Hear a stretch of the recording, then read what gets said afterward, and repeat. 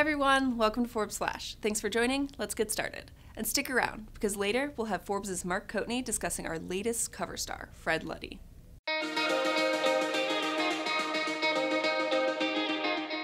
2018 has been a pretty good year for Reed Hastings, at least for his bank account. The Netflix co-founder is $1.4 billion richer this year, thanks to a 75% stock market rally so far in 2018. He's now worth an estimated $3.7 billion. And Netflix's rise to the top doesn't seem to be slowing down anytime soon, as the company is now worth more than established content providers like Disney and Comcast.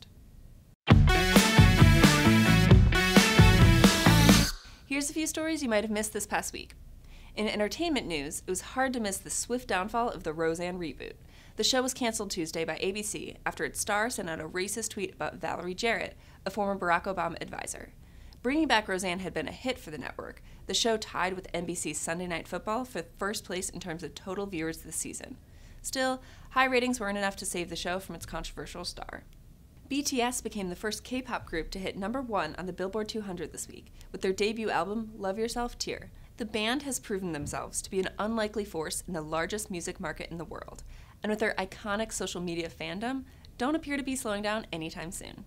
We announced our annual ranking of the world's most innovative companies this week, and the #1 slot went to one you might not have heard of, ServiceNow.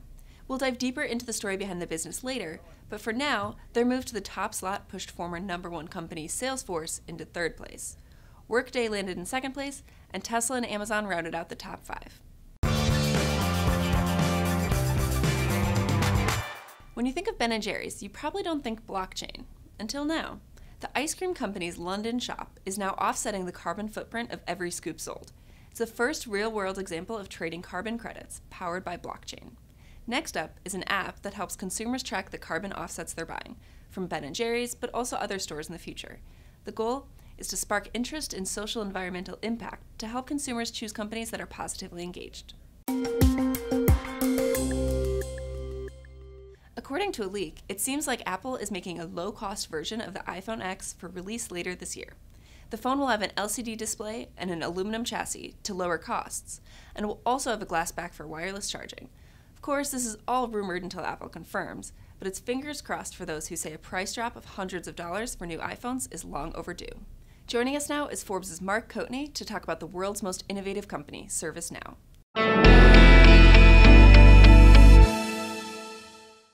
So ServiceNow is our #1 company on the Forbes 100 most innovative companies list. And the reason for this is that it has kind of taken a very boring kind of topic and mundane topic, which is IT help desk software, and made it into something that is completely usable and easy for people who are not IT people. So the genius of the product is what really attracted us to us as an interesting story. ServiceNow basically makes it so that you, as an IT user, can kind of call your help desk without going through say job title numbers and all this kind of stuff. They keep a record of all employees, and so they know, for instance, using AI and kind of machine learning when you say your laptop is ready for a replacement, and they will know and order you one, say, before you are even aware necessarily of yourself that it's time for a new laptop. The idea behind that is just make that whole interaction very seamless and easy for any user. So they're a fascinating company that way. The story behind ServiceNow is also fascinating. The founder is a guy named Fred Luddy, who is 63 years old and founded the company a few days before his 50th birthday. At the age of 49, he found himself unemployed. His previous company, Peregrine Systems, fell apart in a big fraud and accounting scandal. Mr. Luddy was not in any way implicated in that, but his company went bankrupt, and so he suddenly found himself needing a project, and most of the money he had made from that kind of vanished in the bankruptcy. So he started over at age 49 and started what became ServiceNow with this idea that he was going to create easy-to-use software for people who aren't technical.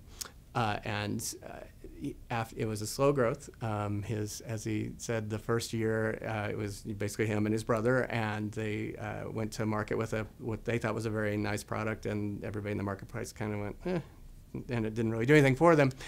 And so they went back to the drawing board and said, okay, well, we say that we built this thing, this software that can do anything for people.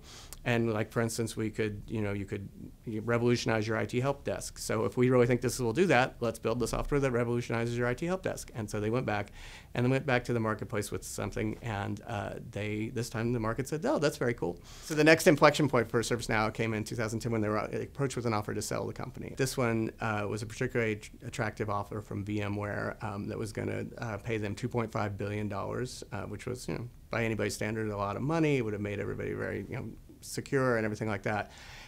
Pretty much everybody on the company wanted to sell, including Fred Luddy. They did not sell because Sequoia, their partners who had been their main investors in the company, quickly came up with in a matter of a few hours, came up with a PowerPoint presentation that argued that at $2.5 billion they would be giving the company away.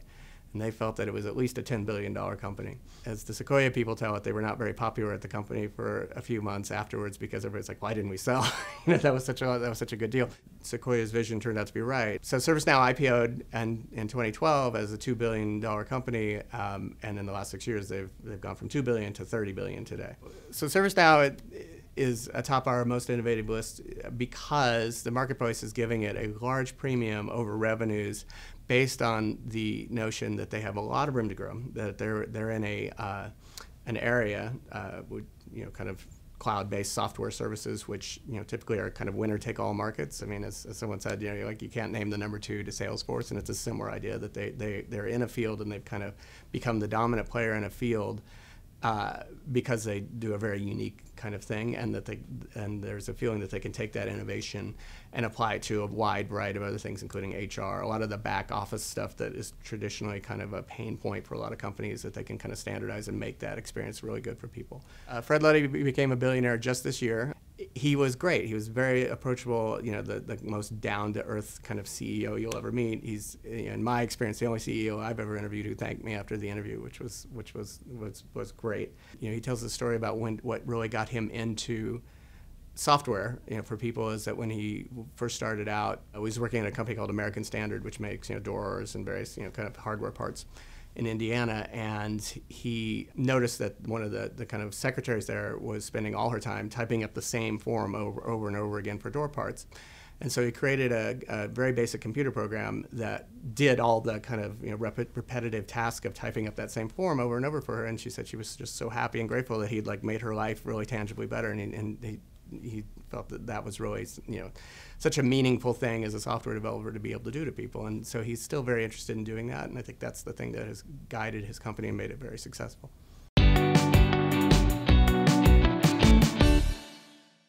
Thanks for joining us. Tweet your feedback using #ForbesFlash, and we'll see you next week. Tune in every Friday morning, same time, same place.